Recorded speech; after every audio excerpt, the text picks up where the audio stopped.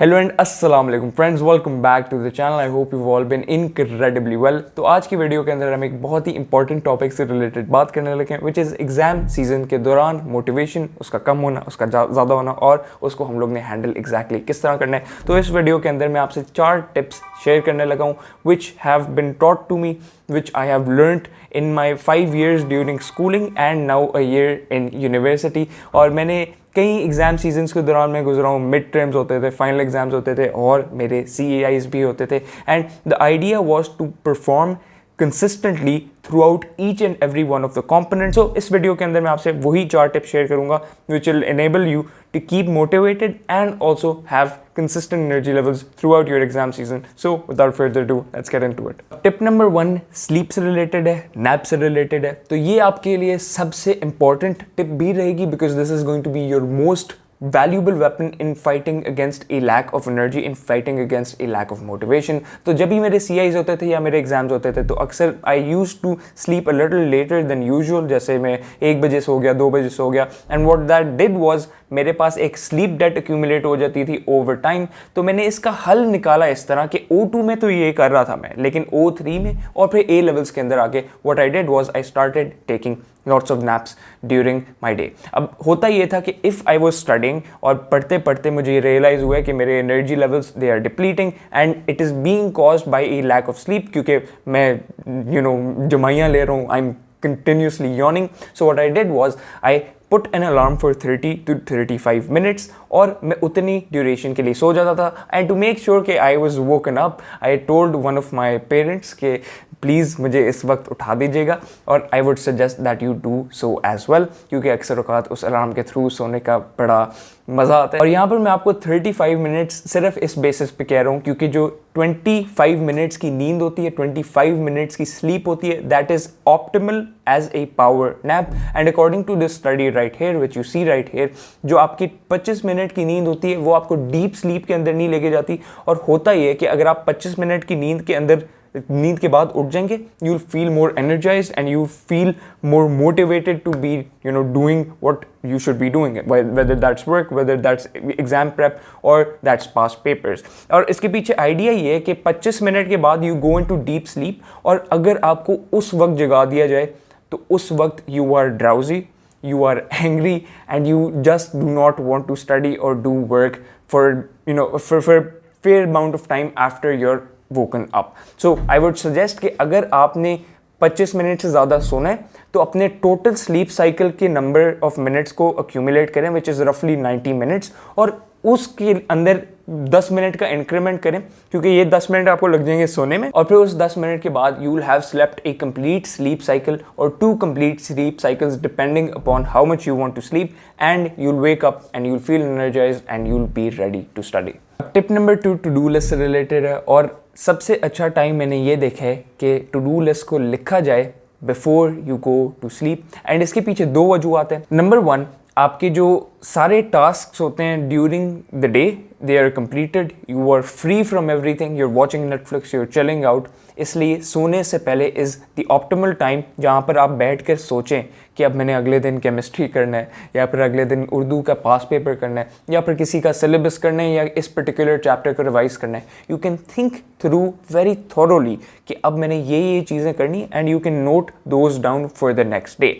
And number 2 आपके लिए important इसलिए रहता है because when you are going to note down all of this information and you are going to set your tasks, set your goals for the day, तो जब आप उठेंगे अगले दिन, instead of pondering कि अब मुझे क्या करना चाहिए, अब मैं उठ गया हूँ, so what's next and so on so forth, you have already a set to do list कि मेरे ये गोल है, now I have to wake up, I have to brush my teeth, I have to do wuzu and all of that, and then I have to get down to doing this particular work। अब मेरी current to do list आप लोगों के सामने, और ये currently मैंने अपनी टैबलेट पे बनाई हुई है, और इससे पहले मैं नोशन ऑन लैपटॉप भी बना चुका हूँ, अपने फ़ोन पे भी बना चुका हूँ, and I also had it written on paper, लेकिन I just found that it's easier to do on the tablet. I suggest कि आप लोग भी एक रिटन टू डू लिस्ट रखें इंस्टेड ऑफ एक typed out to do list, but that is at your own discretion, you are free to choose however you want to make your to do list.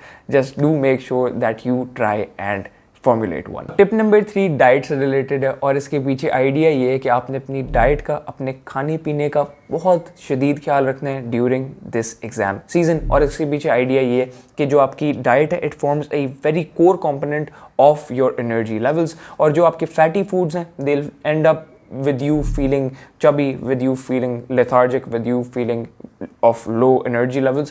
और जो आपके proteins और carbohydrates हैं, if you pair them together, then you're going to be able to maintain consistent energy, क्योंकि जो आपके carbohydrates होते हैं वो spike ज़रूर कर देंगे आपकी energy को, लेकिन once you're up there in energy levels, they're also going to lead to a sugar crash. So you're going to be left with energy levels lower than what you started with. And this is from a study done by a couple of researchers, as you can see right here. And the idea here is that you want to make sure that all your meals have a particular amount of proteins and carbohydrates, and you avoid junk food as much as possible because it is very harmful to not only your general health but also your energy levels. तो अब इसके अलावा आप कर ये सकते हैं कि सिंस अब रमज़ान ख़त्म हो गया, तो रमज़ान ख़त्म होने के बाद what you can try and do is have a very very good breakfast to start off the day. अब मेरी पर्सनल रिकमेंडेशन ये होगी कि आप दलिया लें, उसके अंदर आप स्ट्रॉबेरीज डाल सकते हैं, उसके अंदर आप ड्राई फ्रूट्स डाल सकते हैं, उसके अंदर आप सेब डाल सकते हैं, and you know put honey on top of it along with cinnamon if you do prefer.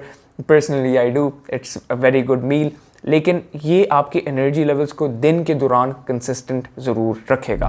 Number 2, अगर आपका एक लंच, आप सोच रहे हैं कि आपने लंच क्या करना है, मेरी पर्सनल रिकमेंडेशन ये होगी कि आप रोटी के साथ सालन खा सकते हैं। और अगर आपको सालन के अंदर ज़्यादातर फैट्स या कार्ब्स नज़र आ रहे हैं, जैसे आपके पास आलू की भुजिया हो गई या फिर कोई भी आलू से रिलेटेड कोई मील हो गया which does not have protein, तो आप 2 अंडे उबाल लें, 3 अंडे उबाल लें, just boil 2-3 eggs, put it in and you can have that as your protein source.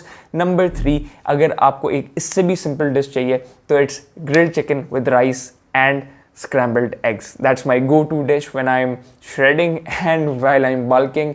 So this will serve you very very well, and I do hope that you take care of yourself and of your health and of your energy levels. Number 4 इससे related है कि मेरी recommendation क्या है on how you should be studying right now during the mid-term or the mid half of your exam season. तो मेरी recommendation आप लोगों के लिए ये है कि instead of going for your syllabus again, क्योंकि अब आप इतनी दफ़ा सिलेबस कर चुके होंगे एट दिस पॉइंट, होपफुली इंशाल्लाह ऑल ऑफ यू, दैट आपकी नोटबुक्स के हर सफ़े पे आपको अंदाज़ा होगा कि क्या लिखा हुआ है, आपके बुक्स के हर सफ़े पे आपको अंदाज़ा होगा क्या लिखा हुआ है, and you know your syllabus through and through. So what's left is doing those pass papers. अब इसके पीछे 2 वजूहत हैं कि पास पेपर्स क्यों करने. नंबर 1, आपके पास पास पेपर्स का एक पर्टिकुलर सेट गोल होगा कि on this day I need to complete this and this past paper, and you can form this in your to-do list कि मैंने X, Y and Z pass paper करने हैं, and according to your own limitations आपने overshoot बिल्कुल भी नहीं करना. You have to make sure कि मैंने इतने number of past papers लिखे हैं और इतने number of past papers मैं कर रहा हूँ, and that is how much I can do. Number 2, ये आपके लिए overly beneficial भी नहीं होगा. According to this video that I made right here, it is by research not beneficial at all to continuously revise your syllabus over and over again. इसलिए मेरी recommendation ये होगी कि you shift over to past papers to maintain your focus, to maintain your interest most importantly, and so that you are able to consistently perform in each and every one of those exams. And with that हमारी tips यहाँ पर ख़त्म हो चुकी हैं. और अगर आप लोग के कोई और सवालात हैं pertaining to CIs, pertaining to exams या फिर pertaining to the exam season overall कि हम लोग किस तरह कोई चीज़ बेहतर कर सकते हैं, feel free to ask them in the comment section down below, or DM me on Instagram if you don't want to ask in the comment section, and I'll try my best to inshallah respond to you and help you out wherever I can. And until next time, take care, stay fit, Allah Hafiz.